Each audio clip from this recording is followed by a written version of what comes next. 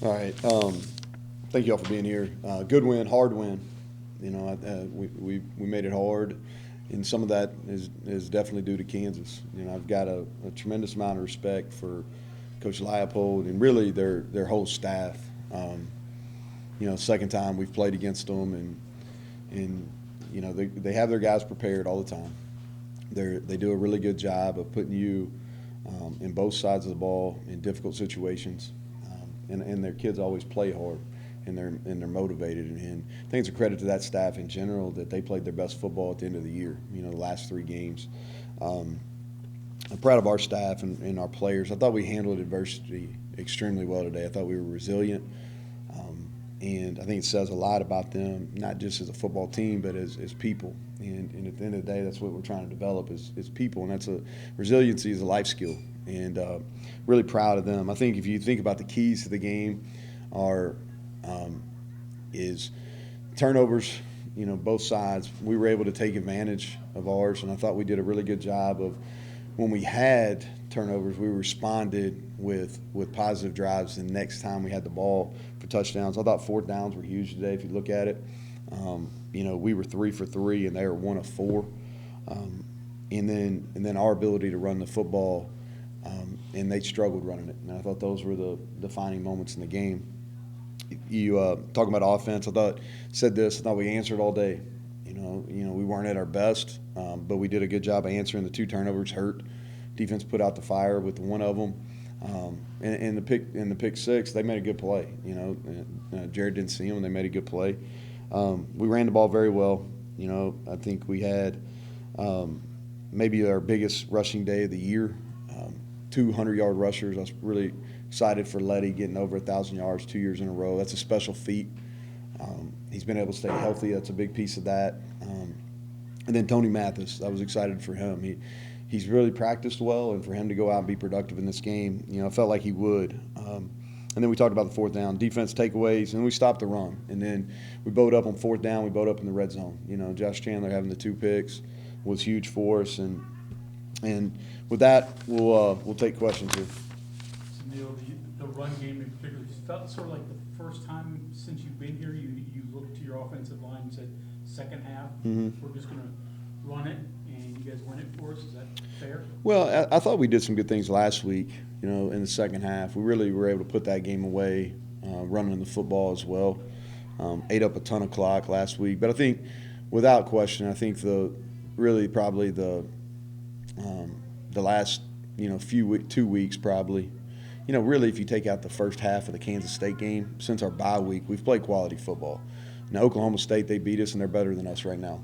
And I hope that's not the case for much longer, but they are right now. And I don't know what the score of that game is, but they're playing elite level defense. But the first half, Kansas State, we struggled up front. But since the bye week, we've played better. And the last 2 weeks is the best as a collection that we've played in the 3 years here. And I think it's a credit to Coach Moore, but I also think it's a credit to having 5 guys play a lot, and they're starting to take on the mentality of our leader up front, which is Zach Frazier. Compared to, say, the start of the year when you had a full complement of defensive players, how much of what you'd like to run on defense could you actually plan for and run today? Yeah, we're kind of limping to the finish. The good thing is whatever bowl game we play in, we'll have a little bit of a break, which we'll need. But we've been able to stay relatively healthy up front, but at the second and third levels, we've been decimated. That I don't know if there's a better word for it. Charles Woods, Jackie goes out early. Charles Woods came in. He's still injured. He missed last week, and credit to him, he kind of gutted through it. Sean Mahone had to sit a couple plays. Davis Mallinger came in and played. Saint's been pressed into duty. Scotty went out. We finished with Deshaun in there, and really that personnel group when we played at the end of the game, they hadn't played any snaps. They're literally that personnel grouping has not played a single snap until the next to last drive. They played when Scotty got hurt, finished that drive, and then played the final drive. So, but credit to them. I thought. We didn't play very well in that last drive. They hit some seam balls on us, and that was disappointing. But credit our kids for finishing. We figured out a way. We forced 2 turnovers there in the end zone, and credit to our guys, but we're a shell of what we at our best. Kevin, I would say that when we were at our best defensively, we're kind of a shell of ourselves.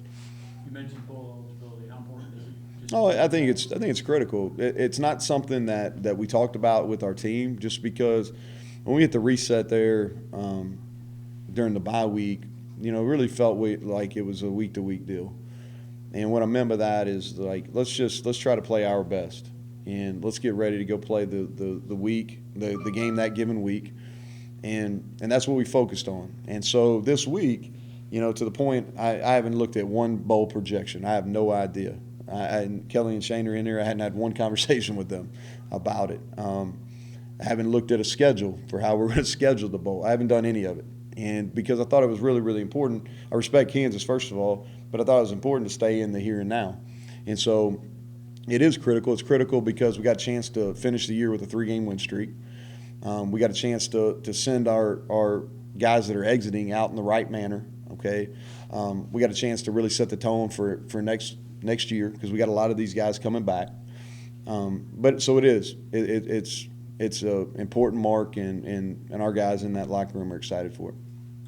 Tony Mathis, you rode him the second half. Was Letty a little hurt? Not that Tony last week we put too many carries on him, and it's really more of a personal decision for me. Is I've just never been a coach that, like, I think 25 is plenty, and I didn't do a good enough job tracking it last week, and the fact that he got 30 was too many in my eyes. And so we went into this week. He didn't practice hardly at all. Letty didn't. He didn't hardly practice. More sore and beat up than hurt. He wasn't injured, okay? But I thought we needed to take care of him.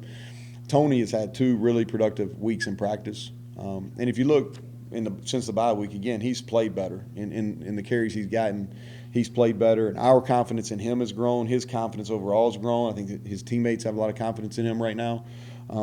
And so we went into the game knowing that we were going to split. It was going to be a pretty even split. Letty had 19, Tony had 22, and I think it's a huge feat too. And you would know this a lot more than I would. Is I don't know how many back-to-back 1,000-yard rushers. I know we've had some, but I don't know exactly how many. But I think that's a feat, huh? 8. Yeah, 8 since 1891. That's pretty good. Just talk about the 2-minute drill at the end of the first half. How important was to get some momentum heading into halftime? Yeah, it was critical, and especially now if you look back at it, we practiced that drill a lot, and we practiced this middle 8, and so we finished the 4 minutes in the first half really well. We had, we got to stop. We used our timeouts in the correct way. We go down and score. We had enough time where we could mix in the run, and we did that. But then the first 4 minutes of the second half, we played about as bad as we can play. And so, but the 2-minute drill, we do that once a week. It's been a competitive deal really since I got here. The kids buy into it. And so for us to take advantage of that was important. And like I said, it may have proven to be the difference. You mentioned the resilience factor. Did you talk to your team at some point during the game about, hey, we've done this before, we've been here before, we've bounced back before? Yeah. Because that's kind of been a theme. Yeah, it has. It has. It's really, I didn't lean on that. I just kept telling them next play, and that's probably, we've really tried to harp on that. Again, we've been significantly better since our bye week. Not that we didn't play some good games before. We did. Played good against Virginia Tech, played quality against Oklahoma. But we've been just a better football team overall. Even in the games we've lost, we've been a better football team. And what we did is we just, hey, here's what happened. Let's fix it, and let's play the next one. And I thought our guys have done a really good job. And I think, like, resiliency doesn't happen. It doesn't happen. I mean, like, there's so many things in the offseason and practice and your position coaches and your coordinators. It's something that's trained. And so it is a positive. It's something that I'm proud of for our staff and for our kids because we are becoming resilient. And so, yeah, that's definitely a point of improvement. You mentioned red zone stops, especially early. Mm-hmm. They take a 3-0 lead. You guys fumble. Yeah. Instead, you could have easily gone down 10-0 and all the momentum. But you Yeah. had some stops there. Huge stop and the fourth down, and I thought that again, piece of resiliency, right? We didn't play very well in the opening drive, and that's something that we, for whatever reason, when teams have gotten the ball first, we haven't played great in that opening series. And then we fumbled the first play. I'm not even sure what happened. We missed an exchange up, which is beyond frustrating to me. But our defense stood, and they came out, and then offensively, we took advantage of it, went down and scored and took the lead. And I don't think we relinquished it, did we? We had to lead the rest of the game.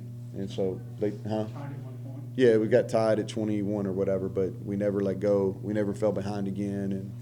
And so, that was a fourth down stop down there too, which, if you think about it, we had a key fourth down stop around midfield. We were able to go down and score as well.